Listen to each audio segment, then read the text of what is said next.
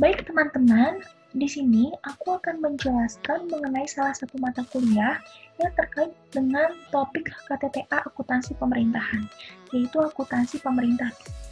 Mata kuliah ini udah sempet kita terima di semester 4 kemarin. Nah, lalu berdasarkan RPS Akuntansi Pemerintah 2 tahun ajaran 2019-2020, Akpem 2 ini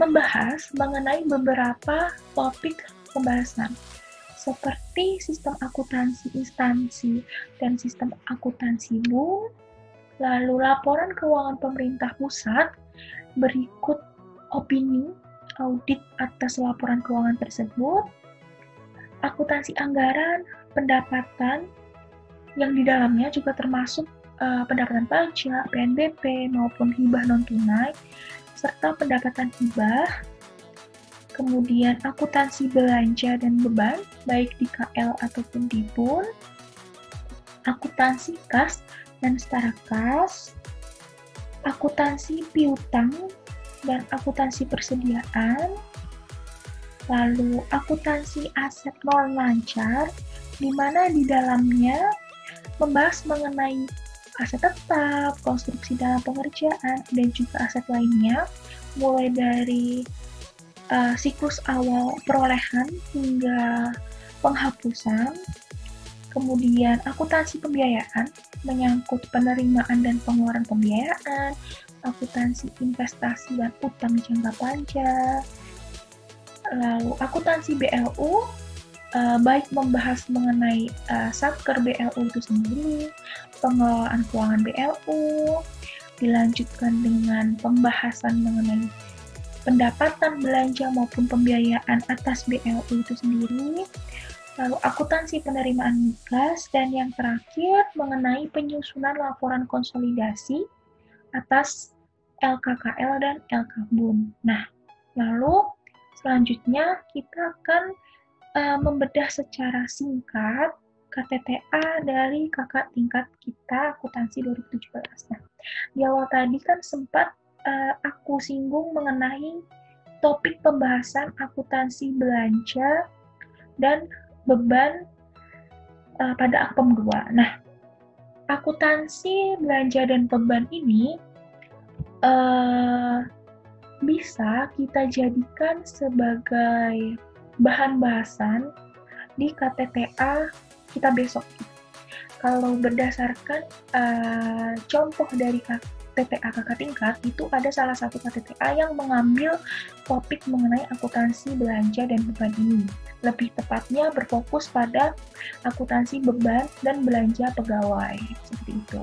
Nah, lalu apa sih yang akan dibahas di dalam KTTA ini? Nah, mungkin yang akan aku highlight secara sepintas adalah mengenai pembahasan di bab 3, yaitu mengenai landasan teori dan juga pembahasan. Nah, jadi tadi di awal topik yang diambil adalah belanja dan beban pegawai. Nah, pada saat di landasan teori, di situ kita menjelaskan mengenai beban dan belanja itu seperti apa, klasifikasi, lalu kita mengerucut ke pembahasan mengenai belanja dan beban pegawai sesuai topik yang diambil di awal tadi, hingga dari mulai pengakuan hingga penyajian dan pengungkapan.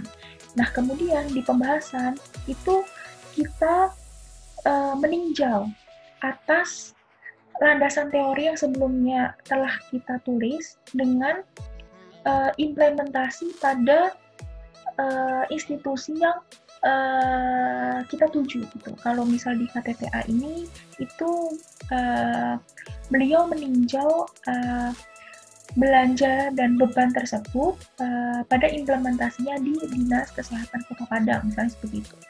Lalu selanjutnya contoh yang kedua itu misal kita mengambil topik pembahasan mengenai akuntansi aset non lancar. Nah, akuntansi aset non lancar ini kan ada aset tetap, ada KDP, dan aset lainnya. Nah, dari KTTA yang kami ambil sebagai contoh, ini beliau meninjau akuntansi aset tetap pada Kanwil Kementerian Agama. Nah, lalu apa sih yang akan dibahas? Sama seperti sebelumnya. di dalam landasan teori kita membahas mengenai akuntansi aset tetap itu secara teoritis seperti itu, mulai definisi, klasifikasi, pengakuan hingga pengungkapan. Nah, kemudian di pembahasan itu kita meninjau pengimplementasian atas teori yang sebelumnya kita tulis pada kanwil tersebut. Lalu yang contoh terakhir tuh akuntansi BLU atau Badan Layanan Umum. Nah, BLU ini termasuk salah satu bahan pembahasan di Akpom 2. Nah, lalu apa sih yang akan bisa dibahas dari BLU? Dari karya tulis angkatan 2017 itu ada salah satu karya tulis yang membahas mengenai akuntansi pendapatan pada BLU yang berupa RSUD di daerah Banyumas. Nah, jadi ini kita spesifik. Jadi kita spesifik membahas akuntansi pendapatan di BLU tersebut. Gitu. Nah, lalu apa yang akan dibahas? Di landasan teori, kita akan membahas mengenai BLU itu sendiri secara general. Lalu habis itu kita mengerucut ke topik pembahasan yang diambil, yaitu klasifikasi pendapatan, lalu pengakuan hingga pengungkapan atas pendapatan pada BLU tersebut. Lalu pada pembahasan itu kita meninjau tuh mengenai pengimplementasian teori mengenai akuntansi pendapatan BLU itu di rumah sakit daerah yang bersangkutan. Mungkin sekian pemaparan singkat dari kami. Semoga membantu. Terima kasih.